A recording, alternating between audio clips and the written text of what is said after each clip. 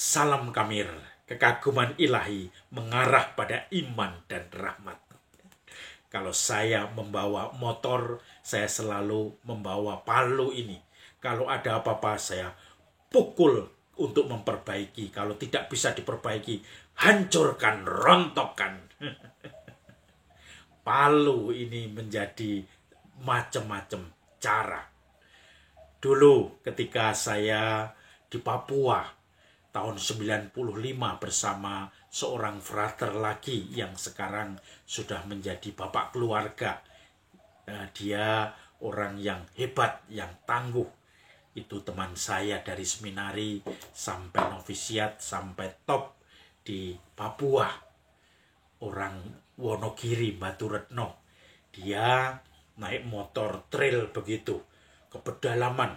Dan itu jalannya susah sekali. Kalau kita pakai mobil itu tidak akan bisa. Mobil hardtop pun ada beberapa yang harus tertanam di jalan karena nggak bisa bergerak lagi. Dan juga ada tanjakan yang tinggi sekali yang disebut tanjakan aduh mama. Kalau orang lewat, kalau jalan becek kita tidak bisa naik, kita turun dan kita masuk gigi 1, langsung kita gas. Maka kita pakai motor yang ringan, Honda Win dulu. Langsung kita lari sambil ngegas motor itu, sambil menanjak. Sampai di puncak, biasanya orang langsung mengeluh. Kalau tidak mengeluh ya, orang langsung merasakan lega. Aduh mama. Maka disebut tanjakannya, tanjakan aduh mama. Suatu saat, frater itu teman saya, frater Wiratmo namanya, dia harus di pedalaman menginap. Dan di situ ada seorang ibu yang bayinya sungsang. Dan rasanya sudah waktunya melahirkan. Bayinya itu miring dan dia harus ke puskesmas. Maka dengan setengah mati, susah payah, frater tadi memboncengkan ibu tadi dibawa ke kota, kalau bisa dibawa ke puskesmas untuk diobati supaya persalinannya lancar. Dan di sana ada suster juga, ada suster yang mempunyai poliklinik juga. Maka kemudian dengan susah payah dia membawa ibu yang hamil itu untuk dibawa ke tempat di mana ada fasilitas kesehatan untuk melahirkan secara lebih baik. Kalau di kampung namanya bidan desa yang tidak ada alat apa-apa. Kalau menghadapi bayi sungsang juga atau kesulitan melahirkan sudah kebingungan.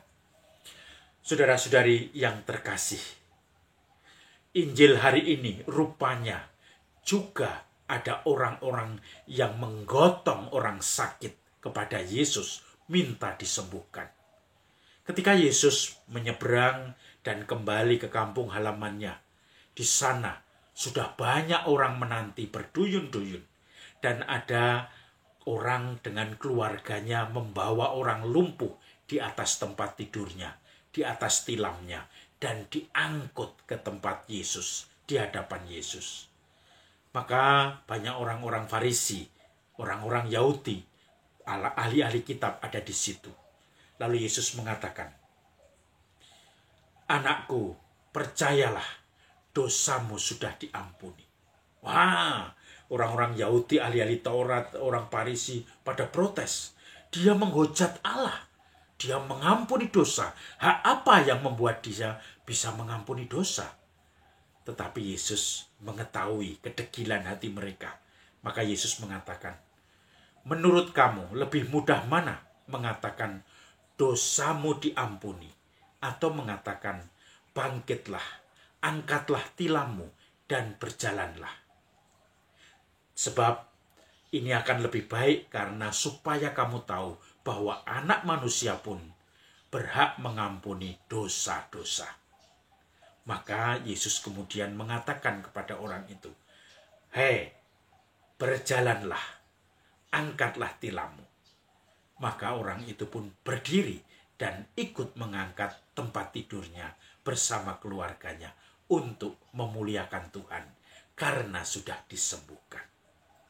Saudara-saudari yang terkasih, saya yakin seyakin-yakinnya orang yang disembuhkan dari lumpuh itu pasti dia akan semangat lagi. Hidupnya akan penuh dengan pewartaan karena Tuhan telah berkarya di dalam hidupnya. Tuhan telah mengampuni hidupnya dan menyembuhkannya. Maka saudara-saudari yang terkasih, Yesus dalam Injil lain mengatakan, barang siapa lebih banyak diampuni, dia akan lebih banyak juga berbuat kasih. Maka kalau kita menemukan orang-orang yang di masa lalunya itu banyak jatuh dalam dosa, bergerimangan dosa, tetapi suatu saat ketika dia sudah merasakan Tuhan yang mengasihi, maka dia pun akan lebih banyak berbuat kasih. Ada seorang ibu itu sakit parah, seakan-akan sudah hopeless, tidak ada harapan lagi. Ibu itu sudah dirawat di dokter dan dokter mengatakan ini tinggal beberapa bulan saja, paling 1-2 tahun itu sudah selesai. Maka ibu itu menjadi down, dan sebelumnya juga dia walaupun orang Katolik tetapi tidak terlalu aktif di gereja, bahkan dikatakan setahun bisa dihitung dengan jari ke gereja itu.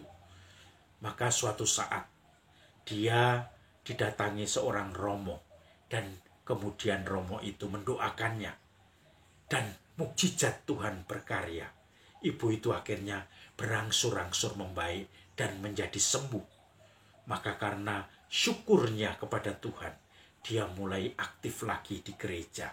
Dia mulai dekat lagi dengan orang-orang yang menjadi aktivis di parokinya. Dia mulai dekat lagi dengan para romo, frater, suster.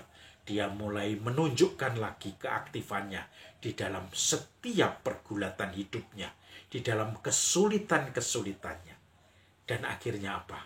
Sampai sekarang dia merasa bahagia ketika dia harus memberikan pelayanan kepada gereja, kepada orang banyak, kepada umat, dan menampung orang-orang yang membutuhkan karena sebagai ungkapan syukurnya kepada Tuhan. Maka saudara-saudari yang terkasih, mari kita coba hancurkan masa lalu kita.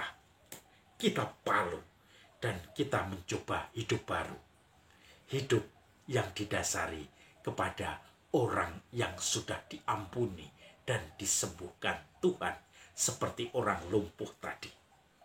Salam Kamir, kekaguman ilahi mengarah pada iman dan rahmat.